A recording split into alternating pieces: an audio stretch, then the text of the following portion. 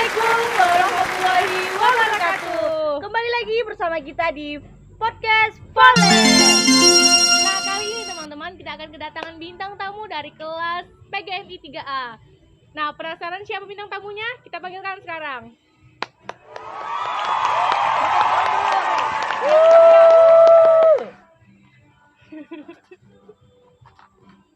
Oke, udah kedatangan bintang tamunya. Jadi apa nih? Di sini kita akan bahas tentang kurikulum pendidikan nih, teman-teman. Nah, sebelum kita mulai podcast kita pada hari ini, kita akan memperkenalkan diri dulu nih, teman-teman. Pertama, nama saya Nur Adilah. Selanjutnya di samping saya ada Murni. Nah, ada kedua bintang tamu kita nih yang akan kita tanya nih. Nah, siapa namanya nih? Perkenalkan, nama saya Nur Hisnawati. Selanjutnya, Saya Zaitun. nah, jadi di sini kita akan memberikan beberapa pertanyaan tentang kurikulum pendidikan. Namun sebelum itu, saya akan menelaah dulu tentang kurikulum 2013 nih. Di zaman sekarang ini kan kita menggunakan kurikulum 2013. Namun di tahun-tahun yang lalu itu kebanyakan sih menggunakan KTSP. Tapi ada juga yang menggunakan kurikulum 2013. Zaman yang lalu kayak gitu tuh kita kan menggunakan KTSP. Jadi di zaman sekarang ini kan kita sudah menggunakan kurikulum 2013 nih. Jadi di sini nih kita akan bertanya tentang kurikulum 2013. Menurut kakak-kakak di sini, apa sih fungsi kurikulum?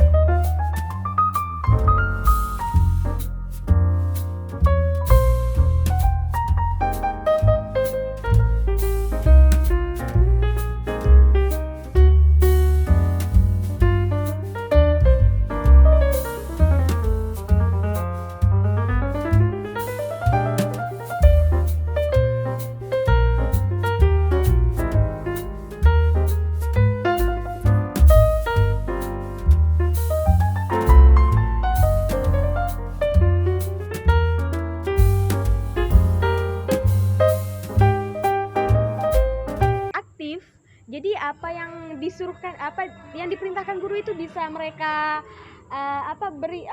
lakukan. Tapi kalau di pondok pesantren itu lebih kepada mereka kekurangan alat untuk K13 ini gitu. Jadi ini masuk ke fasilitas ya? Ya, fasilitas gitu. Berarti maksudnya kayak pembelajarannya itu terlalu gimana ya, kalau untuk anak pesantren itu susah gitu kan. Apakah ada tambahan dari Nah, Zaitun? Oke. Di sini kan menanyakan tentang kurikulum 2013 ya kan. Yang mana kurikulum K13 di sini banyak sekali sekolah-sekolah sekarang itu menggunakan kurikulum 2013.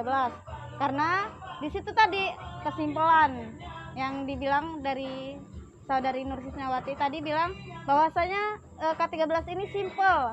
Benar, memang simple, sehingga itu pembelajaran digabungkan menjadi pembelajaran yang terpadu yang kita kenal sebagai pembelajaran tematik. Ada tema 1, tema 2, tema 3, tema 4, dan tema 5. Itu berfokus pada satu guru. Disitulah titik perbedaan antara KTSP dengan K13 seperti itu. Apakah ada tambahan dari Kak Zaitun mengenai kurikulum 2013? Oke.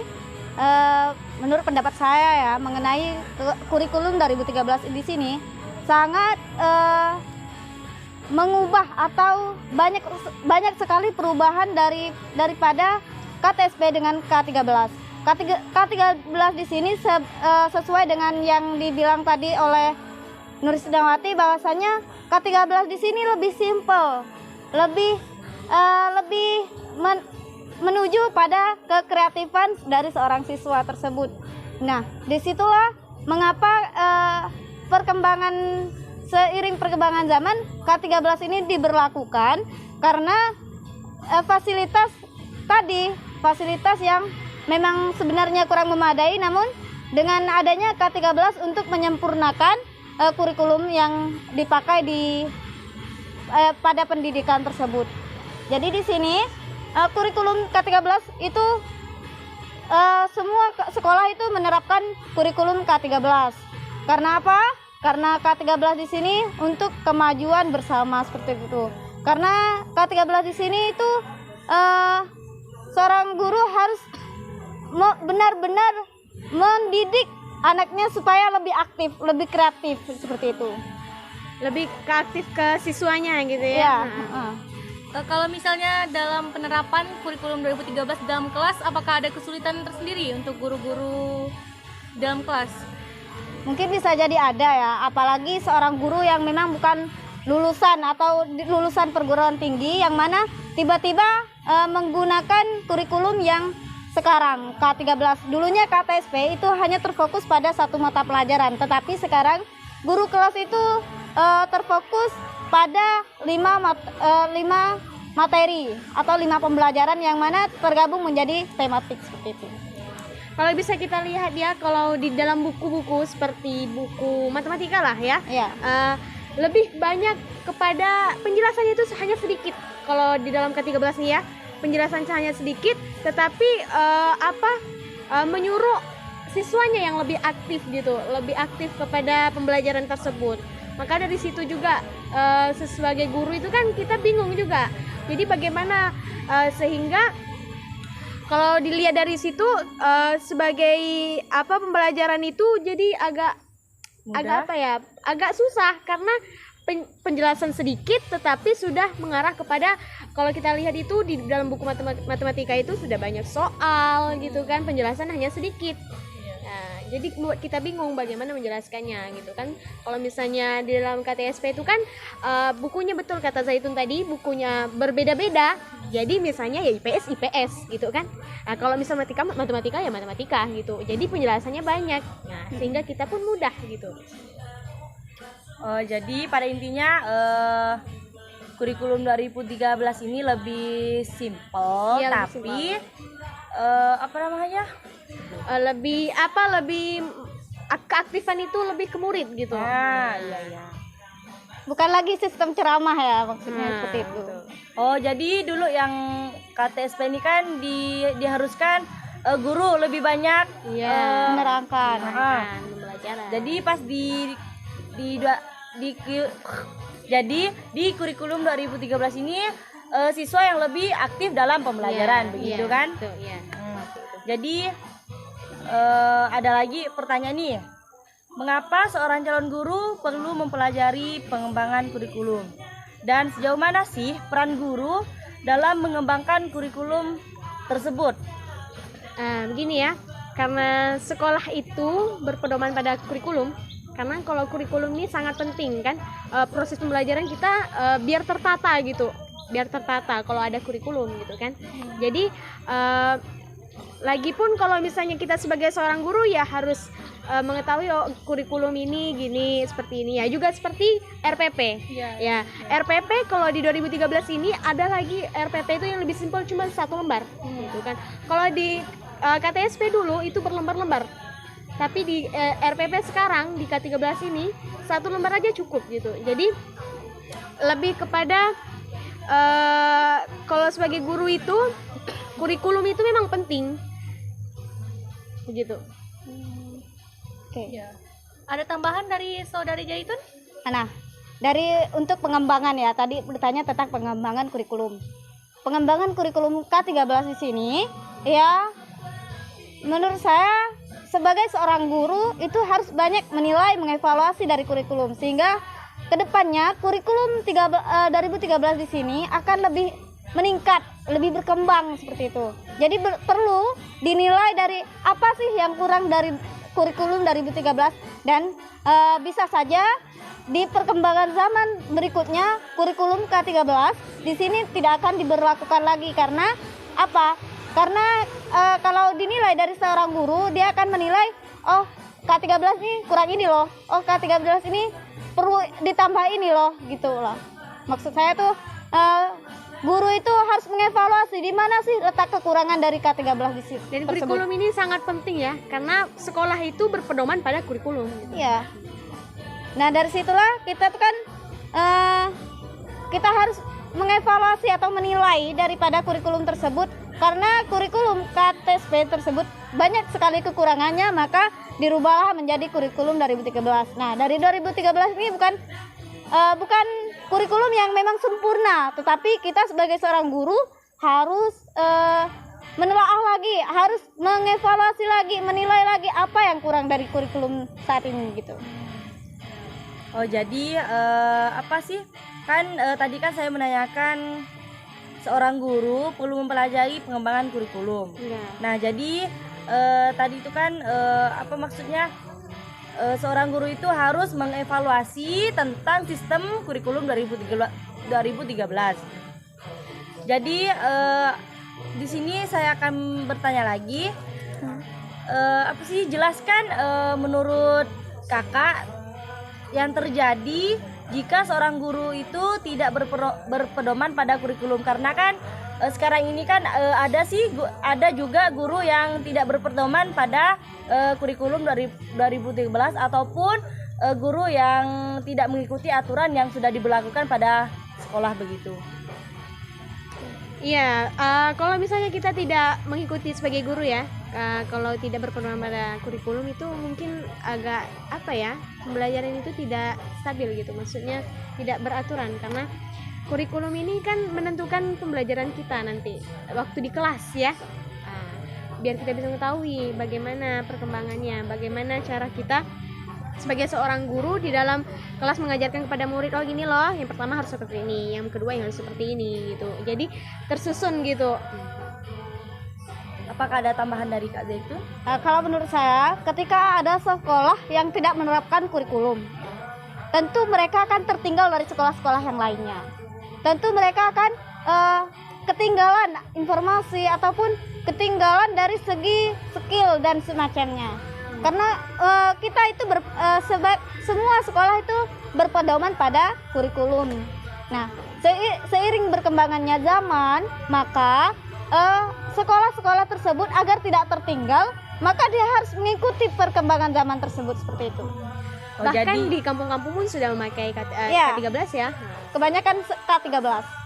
Oh, jadi untuk saat ini kita harus berpedoman kepada kurikulum dari 2013, karena misalnya kita tidak berpedoman itu kan kita ketinggalan jauh dari skill-skill sekolah yang lain. Karena kan banyak nih sekarang ini sekolah-sekolah yang lebih skillnya lebih meningkat daripada sekolah-sekolah yang ketinggalan begitu kan. Iya, betul. Jadi kurikulum jadi kurikulum itu kan mencapai posisi yang sangat strategis nih kan dalam kebijakan pendidikan di Indonesia. Nah, jelaskan nih kaitannya antara kurikulum dengan penduduk. Nggak ngerti aku. Maka aku tadi betul. Iya. Nah. Bilang dari ini. Kok ngasih aku lah dari kau ngasih aku. Kasih aku. Oke. Nah, pertanyaan terakhir nih buat kakak-kakak. Kurikulum itu kan sangat penting kan dan posisinya sangat strategis dalam pendidikan. Jelaskan kaitannya kurikulum dengan pendidikan dan pembelajaran. Apakah ada kaitannya atau tidak? Ya pasti ada, karena kurikulum ini kan menjelaskan tentang pendidikan dan pembelajaran.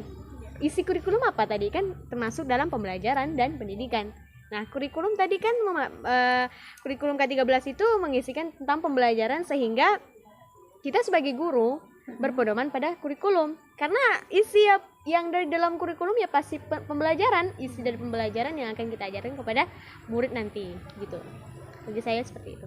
Ada tambahan, Saudari? Ya, menurut saya betul sekali kata Saudari Nur Sinawati bahwasanya sistem pembelajaran atau belajar mengajar itu berpatokan pada kurikulum seperti itu. Jadi kurikulum ini sangat bersangkut paut dengan yang namanya pembelajaran karena adanya kurikulum itu untuk pembelajaran seperti itu.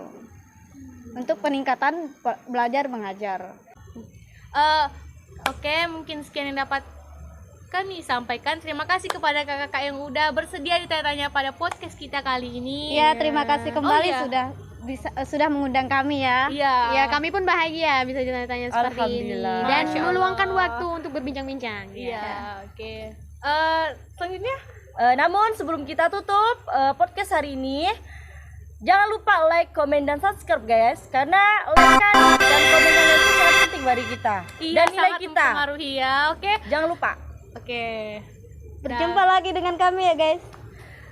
Mari kita tutup podcast hari ini dengan hamdalah.